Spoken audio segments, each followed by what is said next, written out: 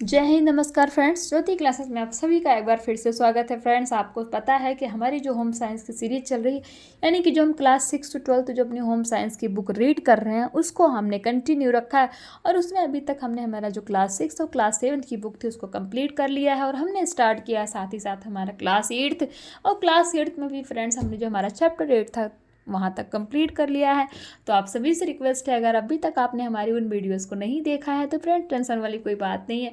आप play list में जाइए, वहाँ पे आपको क्लास 6, क्लास 7 और क्लास 8 के हमने जितने चैप्टर किए उन सारे चैप्टर में जितने टॉपिक हैं फ्रेंड्स, उन सारे टॉपिक को बहुत ही आसान भाषा में आपको बहुत ही ईजिली जो है आपको एक्सप्लेन कराया गया है, जिससे कि पॉइंट टू पॉइंट हर चीज़ आपको समझ में आए, ये कोशिश की गई है फ्रेंड्स। तो प्लीज़ आप प्ले लिस्ट में जाइए और वहाँ पे आपको वो सारी ही वीडियो जैसे मैंने सीरीज़ वाइज कराया वो वहाँ पे आपको कराई गई हैं। तो और हाँ फ्रेंड्स, एक रिक्वेस्ट और है, जब भी आप वीडियोस देखते हैं तो प्लीज़ वीडियोस को पूरा देखा करें, क्योंकि आधा अधूरा देखेंगे तो ना जो पहले आपने पढ़ा ना वो समझ में आएगा, ना आपने बाद में जो पढ़ा वो समझ में आएगा। क्योंकि आपको भी पता है आधा अधूरा ज्ञान फ्रेंड्स, इससे अच्छा तो यही होता है कि आपके पास ज्ञान ही ना हो, क्योंकि आप दो नाव पे पैर रख करके किसी भी किनारे नहीं पहुंच सकते हैं ना। तो इसीलिए जब भी आप वीडियोस देखते हैं तो उनको पूरा देखिए, जिससे कि एक टॉपिक जो आप देख रहे हैं उसको आप अच्छे से कवर कर पाए, उसको आप समझ पाएँ। और आप सभी को पता है इस जो हमारा ये सीरीज है इसका एक ही टारगेट है कि एक बार अपना आप होम साइंस की बुक रीड कर लें। जो आपका 6 से लेकर 12 तक जो होम साइंस की बुक है उसको फ्रेंड्स अच्छे से रीड करें। फिर उसके बाद आप जो प्रीवियस ईयर है उनको सॉल्व करें। और फिर उसके बाद जितने भी होम साइंस रिलेटेड एग्ज़ाम होते हैं फ्रेंड्स, उन सभी एग्ज़ाम को क्लियर करने के लिए अपने आप को प्रिपेयर्ड पाएँ। तो आप सभी को पता है, क्योंकि तैयारी एक दिन में नहीं होती है, टाइम लगता है, तो इसीलिए हमने ये सीरीज स्टार्ट की है। और हाँ, जिनके भी यूपी टीजीटी पीजीटी के एग्ज़ाम होने वाले हैं अप्रैल में, उन सभी को बधाई। और उन सभी के लिए भी फ्रेंड्स ये वीडियोस बहुत हेल्पफुल होने वाली है। अब आप सोच रहे होंगे कैसे, वो ऐसे फ्रेंड्स की उन्होंने अपनी पढ़ाई तो कंप्लीट कर ली है हमारे उन दोस्तों ने, लेकिन जो है एक बार उनका रिवीजन में ये वीडियोस काफ़ी हेल्प करेगी। तो चलिए फ्रेंड्स, और हाँ, अगर आप हमारे साथ न्यू जुड़े हैं तो प्लीज़ चैनल को सब्सक्राइब कीजिए, बेल आइकन प्रेस कीजिए, जिससे जब भी वीडियोस अपलोड हो सबसे पहले नोटिफिकेशन आपके पास पहुँचे। और इस वीडियोस को ज़्यादा से ज़्यादा अपने फ्रेंड के साथ शेयर कीजिए, जिससे कि उनकी भी पढ़ाई कंटिन्यू हो सके, उनकी भी पढ़ाई में कोई बाधा ना आए।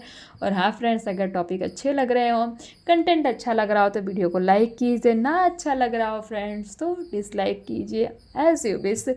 और अपनी राय हमें कमेंट के माध्यम से अवश्य बताइए। चलिए फ्रेंड्स, स्टार्ट करते हैं हमारा आज का टॉपिक। आज का टॉपिक आप देख पा रहे होंगे हमारा है क्लास 8 का चैप्टर 9, जिसमें हम करने वाले हैं खाद्य पदार्थों का संरक्षण, यानी कि फूड प्रिजर्वेशन। इनके बारे में आपने सुना ही होगा। ये हम पढ़ने वाले हैं, जो भी हमारा फूड होता है उसको कैसे हम सुरक्षित रख सकते हैं, उसको हम कैसे प्रिजर्व कर सकते हैं फ्रेंड्स, उसके बारे में हम जानेंगे। तो इसको करने से पहले फ्रेंड्स, हम जैसे हमेशा करते आए हैं कि हमने जो प्रीवियस क्लास में पढ़ा है एक बार उसका क्विक रिवीजन ले लेते हैं, क्योंकि आपको पता है revision is the most important part of our study.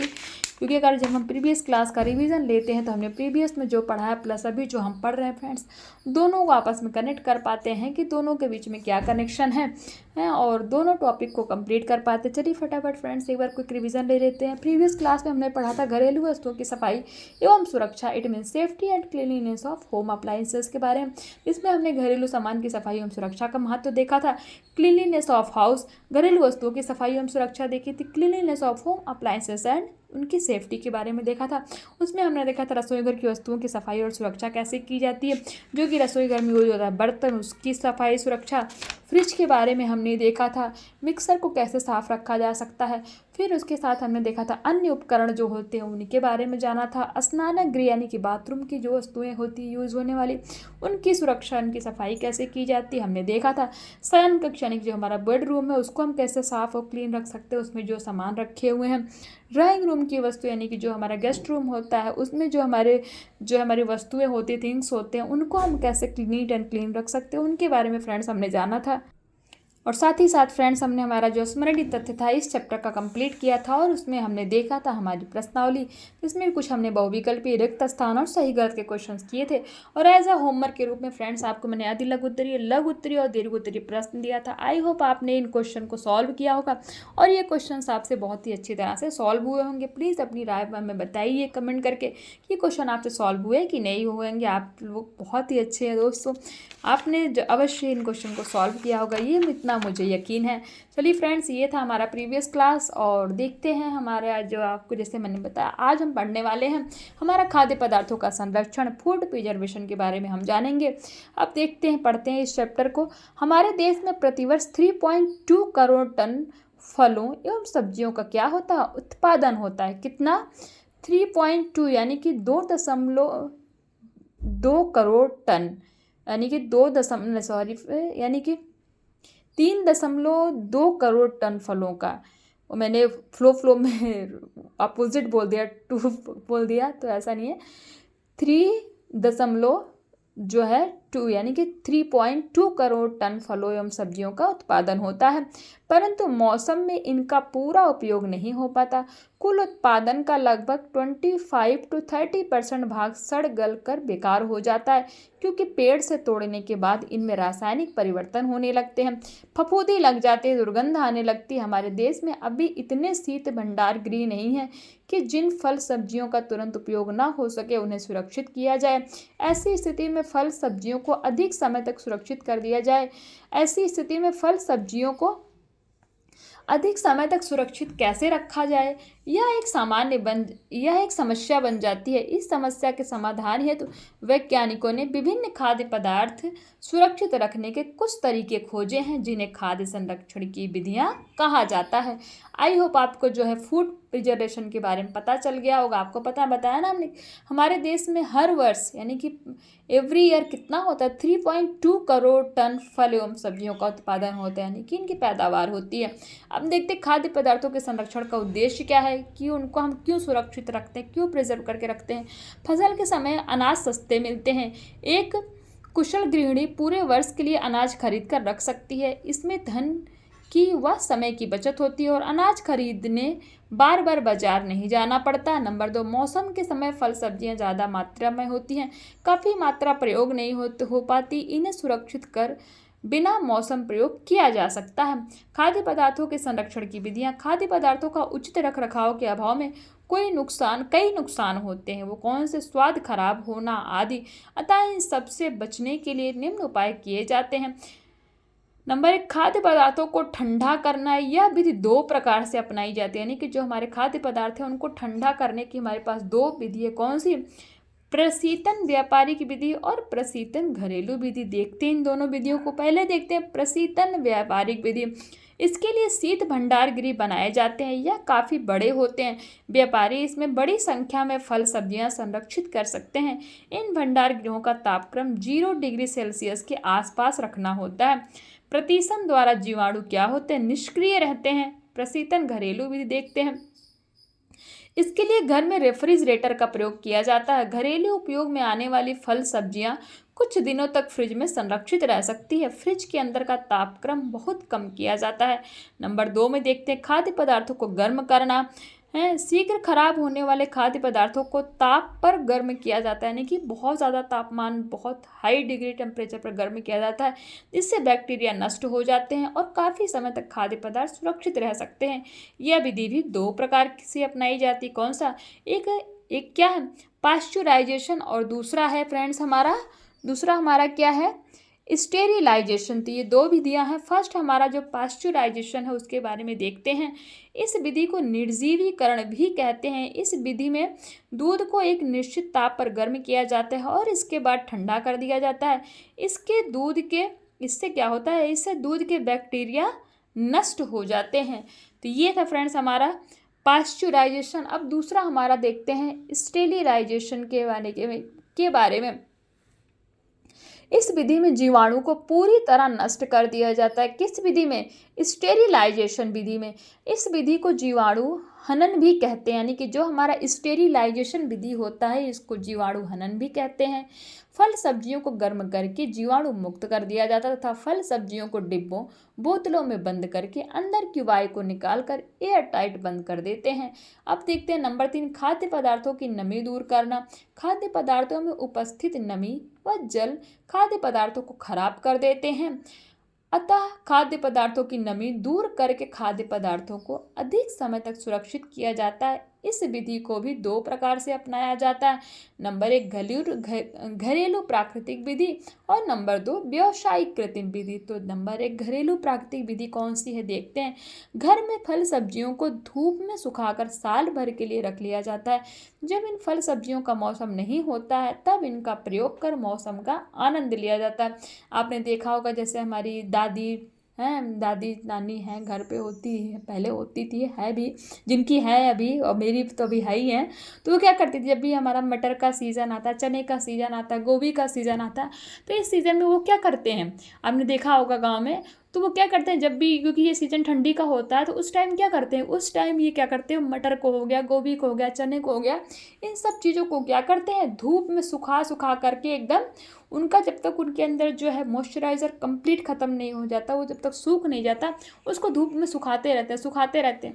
और फिर जब वो एकदम अच्छे से सूख जाता है, एकदम ड्राई, यानी कि जो उसके अंदर मॉइस्चराइजेशन होता है, जिसको हम नमी बोलते हैं, वो कंप्लीट समाप्त हो जाता है, तो उसको क्या करते हैं, वो प्रिजर्व कर लेते हैं। देखा ही होगा आपने अपने घर में, मैंने तो देखा है, मेरी दादी करती है ऐसा है। तो ये था हमारा घरेलू प्राकृतिक विधि। अब हम देखते हैं व्यावसायिक कृत्रिम विधि क्या है। निर्जलीकरण की इस विधि में फल सब्जियां, दूध, मांस आदि का संरक्षण किया जाता है। एक कमरे में एक ट्रे में सामान रखा जाता है। इसमें कुछ शुष्क वायु प्रवेश कराई जाती है जिससे वस्तुएं जल्दी सूख जाती हैं। ट्रे के पास कुछ लवण रखे जाते हैं जो नमी को आसानी से सोख लेते हैं। खाद्य पदार्थों में जब नमी दूर हो जाती है तो क्या हो जाता है, एयर टाइट डिब्बों में उसको बंद कर दिया जाता है। नंबर 4 देखते हैं, उपयोगी रासायनिक पदार्थ मिलाकर यह विधि निम्न प्रकार से अपनाई जाती है। नंबर 1 चीनी, नंबर 2 नमक, नंबर 3 नमक व सिरके द्वारा। अब चीनी द्वारा कैसे देखते हैं, खाद्य पदार्थों को पकाकर चीनी की मात्रा 70% कर दी जाती है। कितनी, 70%। चीनी की उपस्थिति में जीवाणु जीवित नहीं रहते हैं, जैसे जैम, जेली, मुरब्बा चीनी द्वारा सुरक्षित रहते हैं। अब आप देखिए जो हमारा जैम, जेली और मुरब्बा होता है, इसके अंदर कितना % चीनी होता है, 70% चीनी होता है फ्रेंड, जो कि हमारे हेल्थ के लिए बहुत ही ज़्यादा नुकसानदायक है, हानिकारक है। तो इस तरह जो हमारा जैम, जेली, मुरब्बा होता है, इसको सुरक्षित किया जाता है। नमक देखते हैं, नमक जीवाणुओं के लिए विष का कार्य करती है, यानी कि जो नमक होता है जीवाणुओं के लिए विष का कार्य करती है। अचार को सुरक्षित रखने के लिए 15 से 25% नमक की आवश्यकता होती है। यदि तेल तथा सिरका भी मिलाना है तो नमक की मात्रा 10 से 15% यानी कि 10 to 15% रखनी चाहिए। अब देखते हैं नमक व सिरके द्वारा। कई अचारों को नमक व सिरके द्वारा भी सुरक्षित किया जाता है। ऐसे अचारों में नमक मिलाकर जार में भर देते हैं, फिर मसाला, सिरका, तेल मिलाकर जार में भर देते हैं।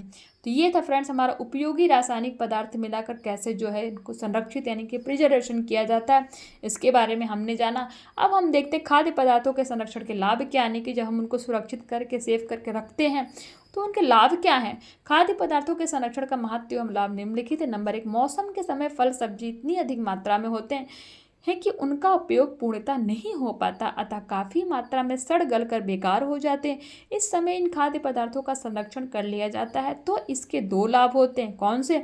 नंबर 1, प्रथम है खाद्य पदार्थ बेकार नहीं जाते, और द्वितीय, बिना मौसम के समय इनका उपयोग कर मौसम का आनंद उठाया जाता है। जैसे मैंने अभी आपको बताया कि जो मेरी दादी है वो क्या करती हैं, जो क्या बोलते हैं, मटर होता है ना, वो सर्दी के सीज़न में होता है, चना होता है, गोभी होती है, ये सब क्या करते हैं, वो उसको ठंडी में पहले सुखा लेंगे, क्योंकि इनका तो जनरली मौसम में सर्दियों में ही होता है, उसको सुखा लेते। फिर गर्मी में भी जब कभी मटर का, आप लोगों ने निमोना सुना है, जो मटर को पीस करके बनाते हैं, हाँ बताइए फटाफट। तो वो बहुत, मुझे भी बहुत पसंद है, तो मेरे घर पे भी सब बहुत उसको चाव से खाते हैं। तो जब भी वैसे गर्मी का सीजन हो, मतलब मन हुआ खाने का निमोना, यानी कि जो मटर को पीस के बनाते हैं, या मटर की सब्जी खाने का मन हुआ, तो क्या करते हैं, वो जो दादी होती सुखा के रखे रहती है प्रिजर्व करके, उसको निकालती है और फटाफट बना देती है। अब देखिए ना, बिना मौसम के भी हम निमोना खा लेते हैं गर्मियों में। तो हुआ ना ये एक जो है जादू की तरह काम किया ये प्रिजर्वेशन है। तो इस तरह जो है इसका हम उपयोग कर सकते हैं। तो हम कहाँ पे थे फ्रेंड्स, नंबर 2 हमने, हाँ नंबर 1 में ही थे ना, मौसम के समय इनका उपयोग कर मौसम का आनंद उठाया जा सकता है। नंबर 2, खाद्य पदार्थों की उपलब्धि हर समय रहती, कभी कभी सब्जी इत्यादि घर में नहीं होती तो इन संरक्षण किए गए पदार्थों से काम लिया जा सकता है, ये भी हम करते हैं। नंबर 3, खाद्य पदार्थों को एक स्थान से दूसरे स्थान भेजा जा सकता है। सब्जी आयात निर्यात में समय लगता है और संरक्षण किए गए खाद्य पदार्थ खराब नहीं होते हैं, जबकि ताज़े फल सब्जी खराब हो जाते हैं। नंबर 4, खाद्य पदार्थों को संरक्षण करने में कई लोगों को रोजगार मिल जाता है। तो ये भी बहुत इंपॉर्टेंट पॉइंट है इसका। तो ये था फ्रेंड्स हमारा जो है चैप्टर 9 यानी कि फूड प्रिजर्वेशन के बारे में हमने जाना। आप कह सकते हैं खाद्य पदार्थों का संरक्षण हमने पढ़ा, जो कि ये चैप्टर हमारा कंप्लीट हुआ। चलिए फटाफट इसी के साथ हम इसी वीडियो में हमारा जो है मेमोरेबल फैक्ट्स और इसकी कुछ प्रश्नावली देख लेते हैं कि कौन सा हमारा मेमोरेबल फैक्ट्स क्या कहता है। फसल के समय अनाज सस्ते मिलते हैं। फसल के समय यानी कि जब किसी से सपोज जैसे मटर का सीजन है तो उस समय क्या होगा, मटर सस्ता मिलेगा। मौसम के समय फल सब्जियां ज़्यादा मात्रा में होती हैं। पाश्चुरीकरण विधि को निर्जीवीकरण भी कहते हैं, यानी कि जो भी हमने पाश्चुरीकरण पढ़ा ना उसको और किस नाम से जानते हैं, तो निर्जीवीकरण के नाम से भी जानते हैं। तो ये हो गया हमारा स्मरणीय तथ्य यानी कि मेमोरेबल फैक्ट्स। प्रश्नावली देखते हैं। सही विकल्प पर खाद्य पदार्थों के संरक्षण की विधि है क्या, 4, 1, 3, 8। तो हमने कितनी विधि पढ़ी फ्रेंड्स, 4 विधि पढ़ी, यानी कि खाद्य को प्रिजर्व करने के लिए 4 विधि यानी कि 4 मेथड होते हैं। पाश्चुराइजेशन विधि को क्या कहते हैं, निर्जीवीकरण, सहजीवीकरण, उपरोक्त दोनों, या फिर जीवाणु हनन। हमने ये देखिए जस्ट ऊपर हमारे स्मरणीय तथ्य में पढ़ा, क्या पढ़ा, पाश्चुरीकरण को हम निर्जीवीकरण भी कहते हैं। अब देखते हैं रिक्त स्थान। शीघ्र खराब होने वाले खाद्य पदार्थों को ताप पर गर्म किया जाता है, यानी कि हाई टेम्परेचर तापमान पे इसको गर्म किया जाता है, किसको, जो जल्दी खराब हो जाते हैं उन पदार्थों को। फिर स्टेरिलाइजेशन विधि से क्या होता है, जीवाणु को पूरी तरह नष्ट कर देते हैं। खाद्य पदार्थों को संरक्षण करने में कई लोगों को रोजगार मिल जाता है। हमने जस्ट अभी पढ़ा था, ये हमारा जो चैप्टर इसको खत्म होने के जस्ट पहले ही पढ़ा था ना, खाद्य पदार्थों को संरक्षण करके कई लोगों को क्या होता है, रोजगार मिल जाता है। तो ये हमारे तो रिक्त स्थान हो गया। साथ ही साथ सही गलत देख लेते। खाद्य पदार्थों का संरक्षण आवश्यक है, तो ये स्टेटमेंट हमारा ट्रू हो जाएगा, जी आवश्यक है। शीत गृह में खाद्य पदार्थों को सुरक्षित किया जाता है, तो ये स्टेटमेंट भी हमारा ट्रू है। खाद्य पदार्थों का संरक्षण करने में अनावश्यक व्यय होता है, तो जी नहीं, ये स्टेटमेंट हमारा रॉन्ग हो जाएगा। अनावश्यक व्यय नहीं होता, क्योंकि कोई भी व्यय नहीं होता खाद्य पदार्थों को संरक्षण करने में, तो ये स्टेटमेंट हमारा रॉन्ग हो जाएगा फ्रेंड्स। इसी के साथ हमारा ये चैप्टर कंप्लीट होता है विद प्रश्नावली। ये देखिए अति लघु उत्तरीय। पाश्चुराइजेशन क्या है, स्टेरिलाइजेशन क्या है, खाद्य पदार्थों का संरक्षण क्या है, खाद्य पदार्थों की नमी दूर कैसे की जाती है, प्रशीतन की घरेलू विधि बनाइए, व्यावसायिक कृत्रिम विधि क्या है। ये फ्रेंड्स हमारे अति लघु उत्तरीय, लघु उत्तरीय और दीर्घ उत्तरीय प्रश्न है, जिसको मैं हमेशा आपको एज अ होमवर्क के रूप में देती हूँ। आई होप ये आपको क्वेश्चन दिख रहे होंगे। ये देखिए, ये है क्वेश्चन, दिख रहा है ना अच्छे से, आई होप दिख रहा होगा। प्लीज़ इसका फटाफट से स्क्रीनशॉट ले लीजिए, और जब भी आप इस वीडियोस को देखिए, वीडियो को देखने के बाद इस क्वेश्चन को सॉल्व करिए। क्वेश्चन सॉल्व करने के बाद प्लीज़ मुझे कमेंट करके बताइए क्वेश्चन आपसे सॉल्व हो रहे हैं कि नहीं हो रहे हैं। और इनको जब आप सॉल्व करते हैं, इनको सॉल्व करने के बाद फ्रेंड्स एक बार वीडियोज़ और फिर देख लिया करिए फटाफट, जिससे आपको पता लग जाए कि आपने जो टॉपिक पढ़ा है वो आपको समझ में आया है कि नहीं आया है। तो फ्रेंड्स इसी के साथ हमारा ये चैप्टर भी कंप्लीट होता है, चैप्टर 9, और मिलते हैं नेक्स्ट क्लास में। तब तक के लिए जय हिंद, नमस्कार। हंसती रहिए, मुस्कुराते रहिए, एक दूसरे की हेल्प करते रहिए।